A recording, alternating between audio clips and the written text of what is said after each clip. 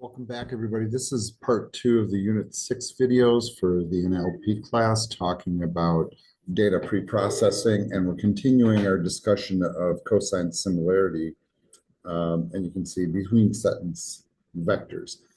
And so moving on to the next slide here,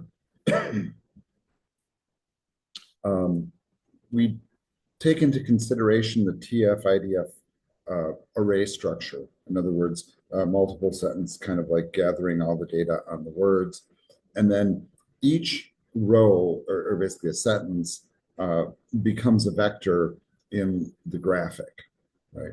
And you'll notice how two of the vectors are kind of the same length, and you have one vector that's really, really close to the other vector.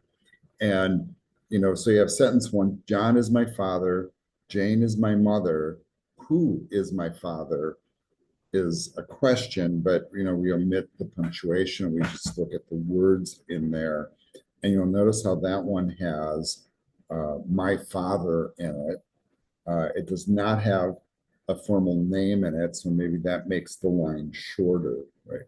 But what we're ultimately looking for is the vector and the measurement between the vectors as we calculate the cosine distance between each row.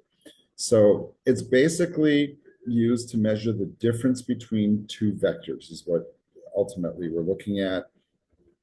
And, by whatever numbers you come up with, but we're looking for the ones that are, in essence, closer together. Now, since we use coding tools to mostly do this stuff, we wouldn't worry necessarily about like hand calculating these things. Thank goodness, right? Because that would be quite a pain to do. So here we have two different documents that we're comparing, and we're comparing a document about football, which is this, string of text, and a document about soccer. And you'll notice that, they're have definitions, that go with each one, right? And, and of course, if you know the word soccer, right, we call it soccer here in the US, but most of the rest of the world calls it football, right? Which is, I think, why they're picking this as an example. So this is the sample code here. And then we start to basically define additional documents. So here we have another document about cricket, right? And cricket, of course, is kind of similar to baseball, right? But they're not showing that one here. But we're creating a collection of documents. So really, the documents are then put into a Python list for analyzation.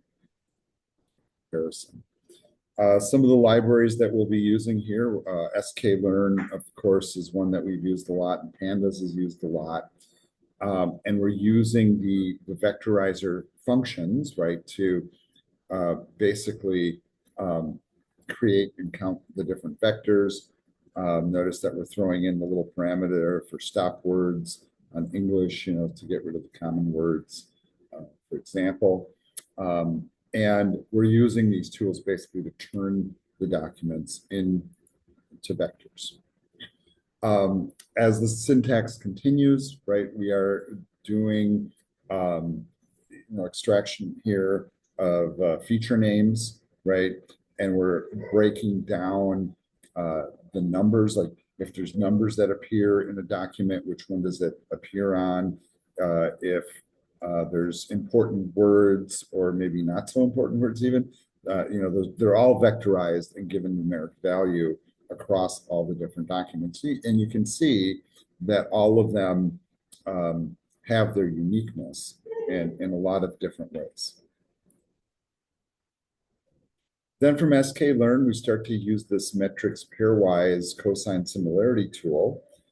And we're just basically taking the documents, right? The data frame that's holding the documents and doing a cosine similarity on it. And then you'll notice it generates these values as an output. And, then it's really a matter of kind of analyzing those vectors and similarities.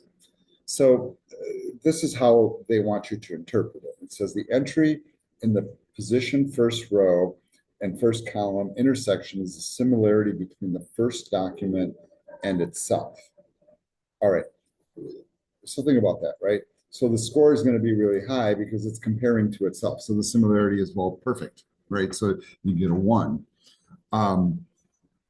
And then the entry in the position in the first row and second column intersection, so first row and second column, is the similarity between the first document and the second document. And so that gets a 0.35. And then we compare to the third document, it's 0.25. And then you'll notice how we have some documents, so the second document and the third document scores kind of high. And then the third and the second score kind of high because that's the same comparison, right? So some of these numbers are the same, right? And we're getting the same values. And of course, whenever you compare it to yourself, the score is going to be perfect. Right? So, all right, so the last statement there says the entry in the nth row and nth column intersection is the similarity between those two. Okay, so we were just saying that in different terms. Now let's take a look at the Jaccard similarity. This is also known as the Jaccard index and intersection over union. And we use this basically to see the similarity between two documents in terms of their context, right? The similarity is in terms of how many common words exist over total words. So we're not like looking at the grand number in essence. An intersection of two documents divided by the union of the two documents is what we get. So we have intersection on top and then union on the bottom. It is the number of common words over a total number of words, right? So union, we're adding things together. The intersection, we're just finding that in common. So how many words in common divided by the total number of words? And then of course, we're going to get basically a percentage as an answer from 0 to 1. If the two documents are identical, well, it scores 100%, makes sense, right? If there's no common words at all, then it gets a score of 0 between the two documents. And so that's kind of how that is ranked. So here they have an example of two documents, very short one. So data is the new oil of the digital economy. It's one that you hear a lot. Or document 2, data is a new oil. And it certainly has a different kind of feel to the statement for sure. So we define the documents. Then we take the words and we split them apart. So this is like basic Python here, right? We're splitting the words apart and we're creating them into a set, right? So, and if you guys remember that data structure, a set is a thing where we can just throw stuff in. It's not indexed. There's no key value pairs. It's kind of like a bag of words. You just throw them in there and they're in there. So we take the two documents, we split them into words, and then we throw them into a set of words. Then we run, once again, more basic Python where we get an intersection of the words between the two sets. Very common set operations, by the way. Then we get the union, right? And both of those will yield a number, right? And then we can do the basic math where we take the length of intersection, how many words were in both, how many words were in the total, and then we get that value, right? You see how this is a much more simplistic approach because I don't even need any libraries to do this. Python does this natively. It's just a logical processing.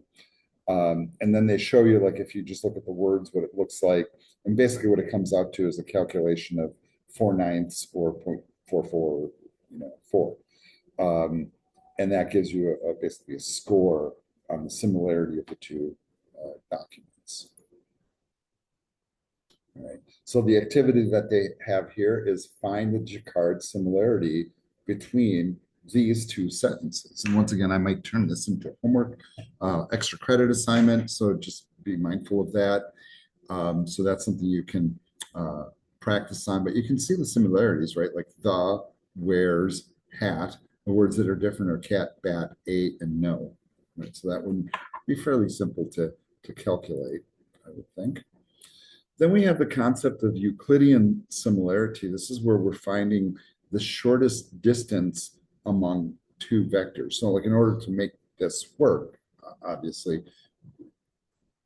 converting words into numeric values becomes important. It basically uses the standard distance formula to figure this out. This is why we call it Euclidean, right? Or the Pythagorean theorem, basically, where we have the, a squared plus b squared equals c squared, right? And what we're trying to figure out is that connection, between on the diagonal line as opposed to the ones that are at right angles to each other, right? This is pretty basic math stuff.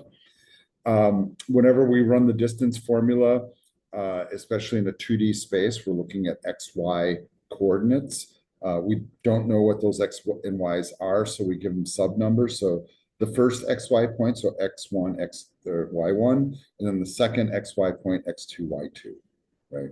And then you can take those values, whatever those coordinates are, and plug them into the distance formula, where it would be the a squared plus the b squared, and then you take the square root of that and you get the distance between them.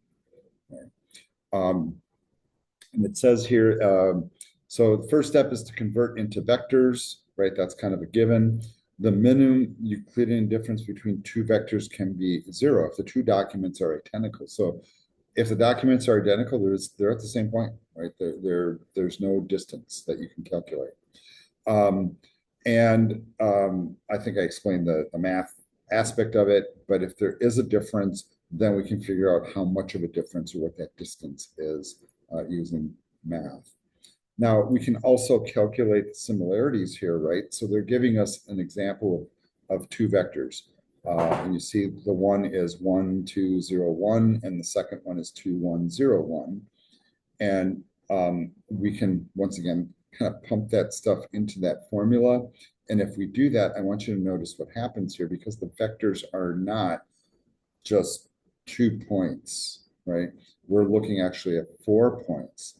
And really what we're doing is we're taking the differences of those points, right? And then squaring those, adding them all together, and then taking the square root. So the Euclidean difference, or the difference between those two vectors, becomes 1.4. And then we have a tangible numeric value we can use for analysis of the concept. All right, so they have another example here. It says, suppose you have two documents and their represented vectors are 1, 2, 3, and then 2, 3, 4. Find the difference between the two. And of course, if you follow this format, right, it's not very hard to follow, by the way. You should be able to calculate it, and you can use a spreadsheet or calculator or Python or whatever tool you need to do the calculation. Another example here, if you want, you can use this online tool to do the calculation, so you don't have to set up a spreadsheet or whatever. I think it's a little more interesting to try to do the math on your own, but there are websites out there that can help you accelerate that workflow. So now we're looking at kind of like the comparison now between the cosine and the Jaccard similarity. And it says which one to choose. And it says Jaccard similarity takes only a unique set of words for each sentence and document, while cosine similarity takes the total length of the vectors. You see the difference there, right? So one is dealing with the uniqueness of words. And right, we saw that we can do common Python stuff. How many words, right? And how many words are common and how many are total. Where cosine has to have things vectorized. It has to be converted to a vector first to do it. And it says Jaccard similarity is suitable for cases where duplication does not matter. So it doesn't matter that I might say the word, ball 5 times in the sentence. Right? Cosine similarity is better for cases where duplication matters while analyzing the similarity. And so they really kind of like differentiate it there. Once again, I would suggest that you follow this link here and read the attached document, because I think that's pretty helpful. And I guess I shouldn't skip the title slide here. So now we're going to search, cluster, classify training data of LLMs. And it says, now that we've explored the concepts of cosine and Jaccard, let's dive into the practical application of these similarity metrics in the context of search similarity clustering for the training of LLMs.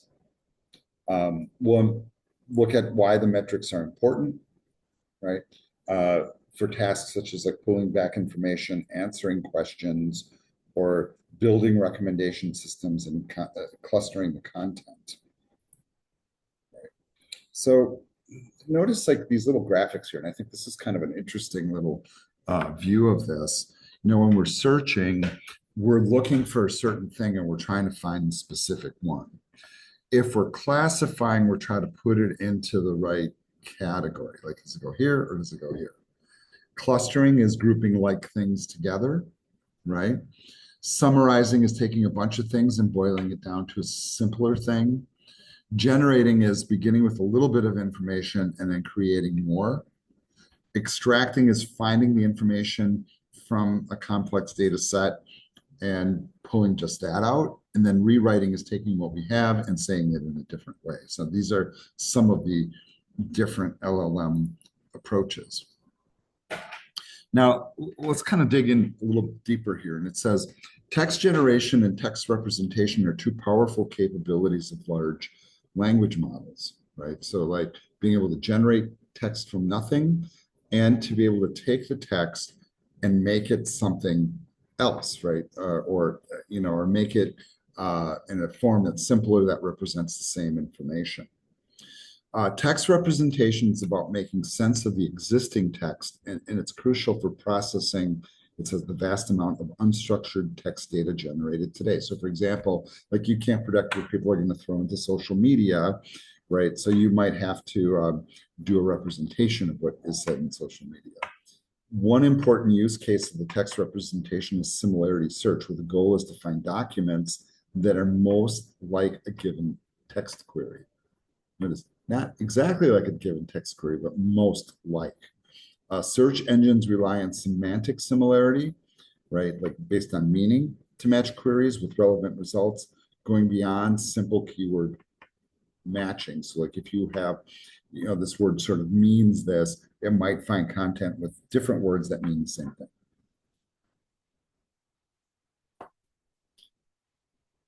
All right, so when we go beyond that similarity search, it really kind of puts us in a bunch of different like categories of like why this text representation is useful. So for example, retrieving or write documents. And this is a little beef I have with like the Google Drive tools. For as great as their search engine is on the web, I think the search engine inside of the Google Drive tool is not that great, and I'm not really sure why that is. And it might have something to do with the technologies behind it. So document retrieval, I mean, in principle, like if I'm looking for something about AI in my documents, I would hope that it would pull back everything that's got that in there, but maybe it doesn't. Like if I say NLP, it doesn't associate it to AI and it doesn't pull it back. I don't know. This is helpful for product recommendations. So like if I'm looking for a case for my phone, maybe it also will give me a screen protector for my phone. Or if you're looking for products online, and maybe the example I just gave, once again, is kind of a good example. Oh, you're buying a phone case. Well, here's some screen protectors that go with it. You should buy one of those too, right? Or how about an article recommendation based on reading history? So, hey, we've noticed that you always read articles about, I don't know, graphic cards for gaming. So here's some more articles on that, right? And that's very typical of news feeds, by the way. Or that you get certain chatbot responses from an available list of perhaps pre-existing topics. Clustering, of course, this is something we've looked at already. Basically, we look at like the parts of a document and how certain things are grouped together. Like these things are alike, these things are alike, and we can put them into a cluster and organize them based upon that similarity. And it says here, by leveraging text embeddings, we can analyze large sets of documents and group them based on their similarities and themes. So this article or document talks a lot about graphics cards. This one talks about phone cases, that type of thing. One possible clustering algorithm is k-means, right? So we've looked at that in the machine learning class, where we specify the number of clusters and the algorithm assigns each document to the appropriate cluster, right? And we did, as part of that class, experiment with like changing that number. Like, oh, it's set to 2 right now, change it to 4. What happens? What kind of results do you get? So that technique is common. Here's an example. We explore the clustering of 3,000 Ask Hacker News posts from Hacker News. The text embeddings are generated for each post to capture their semantic meaning.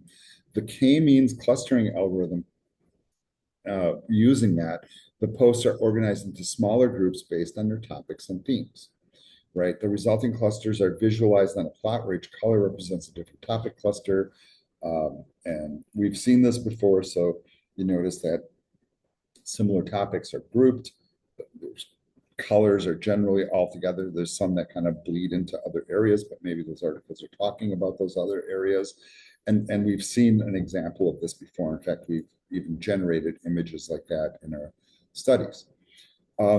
Clustering can be used in a lot of different things, like organizing customer feedback or putting products into the right categories or looking at reports and analyzing them, taking large collections of company documents and grouping them together. Like maybe here at Gateway, we have policy documents and curriculum documents, for example. And then maybe finding emerging themes in survey responses. So like if you do like a survey and you have a lot of people saying kind of the same things, right? Like, okay, a lot of people are complaining about this or talking about that. And you can see how that could be useful. So 2 different approaches we use with LLMs, and there's the text embeddings, where we're generating embeddings of text and using them to train a classifier, or a few-shot classification where we're basically using prompt engineering to provide examples to the model. And so in other words, we're getting a generative AI to generate the content to feed into a model to train it, which might be good or might be not, who knows. The text embedding approach requires a much larger number of training examples. So that's the one reason if you use real data, right, usually you're going to have hundreds of examples or thousands of examples to really build a good example.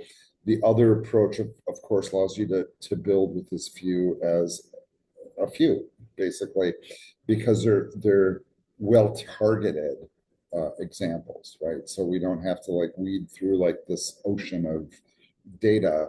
We have examples that are right on target, so the classification is quicker and simpler.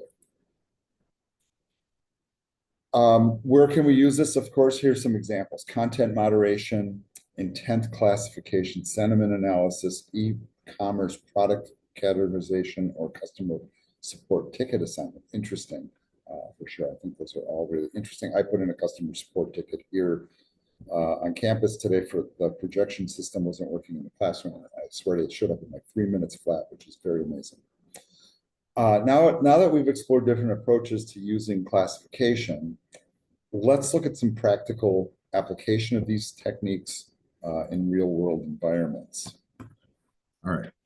So here's an example of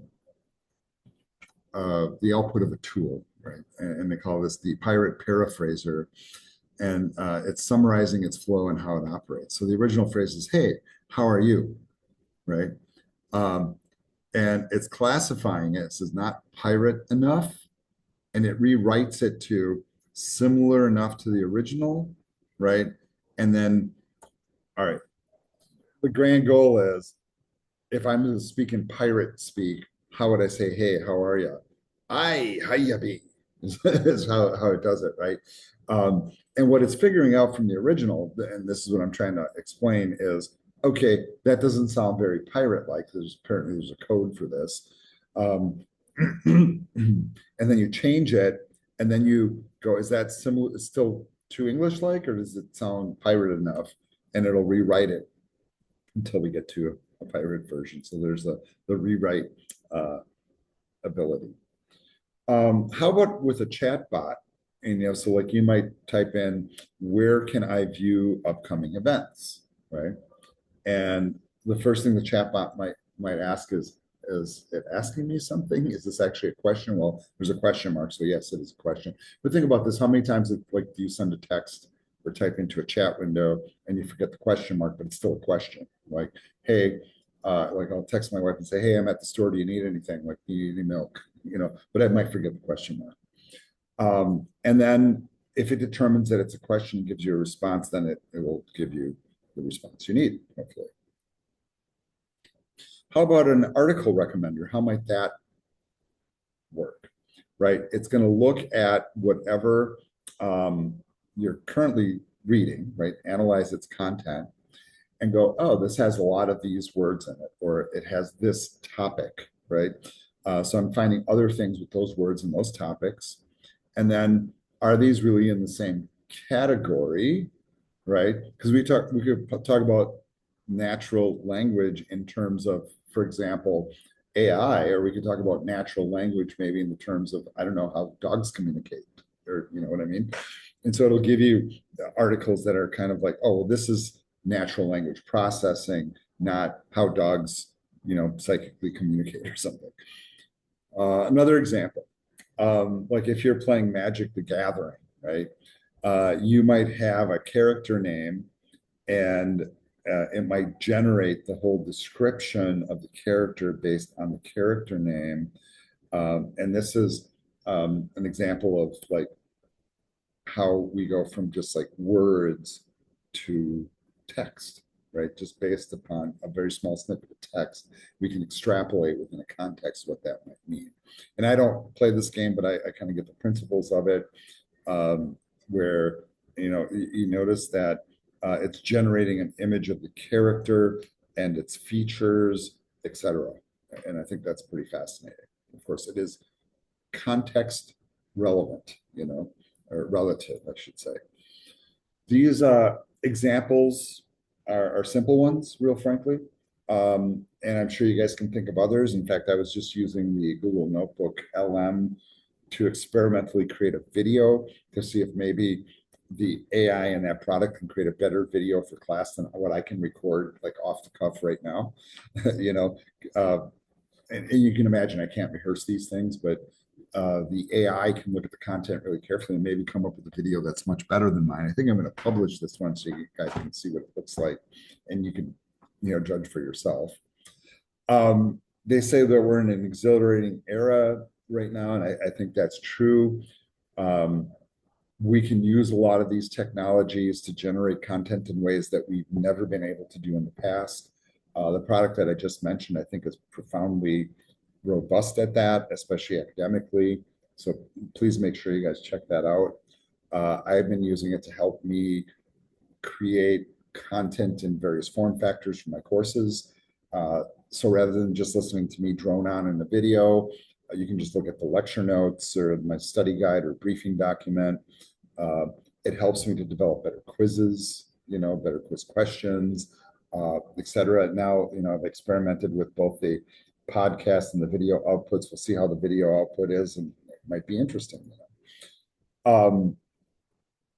Think about what the future might hold. This is just, we're at the precipice of the beginning of this stuff, folks. There's so many things that we can do. And earlier today, I was teaching a database class and I needed to do an example of a CSV file. And rather than go into Excel and type one up, or use a text editor to do it, I just asked a Gen AI engine to generate it, copy pasted it, made it a file. I was able to manipulate it in Excel and do the demonstration I needed to do. Otherwise, I might have been there a half hour just typing up that CSV file, right? And see, these are the kind of possibilities and the gains we can make in our workday to work smarter, not necessarily cheat or steal or anything like that, but just to work faster and more efficiently and get stuff done, in meaningful ways. And I think it's a very exciting time. And then we end with these reflection questions here. So I'd ask you to ponder these as you're kind of stepping away from this. Think of how document similarity can be used in academia or research. Oh my God, right? Yeah, totally, right? If I'm like looking at two different textbooks, for example, like which one, what do both textbooks talk about and think is important, for example, or trying to explain cosine similarity for improving an e-commerce website, like how would that work, right? And maybe you would look at the kind of products that people are looking for, and then noticing the comparison between your products and the word used maybe in a product description and how two products are similar. So if they're looking at one product, you can recommend the other. So that might be a way to look at it. All right, folks, that ends the second lecture video here. So this video ends here, and I'll try to get it published as soon as possible. We'll see you in the next one.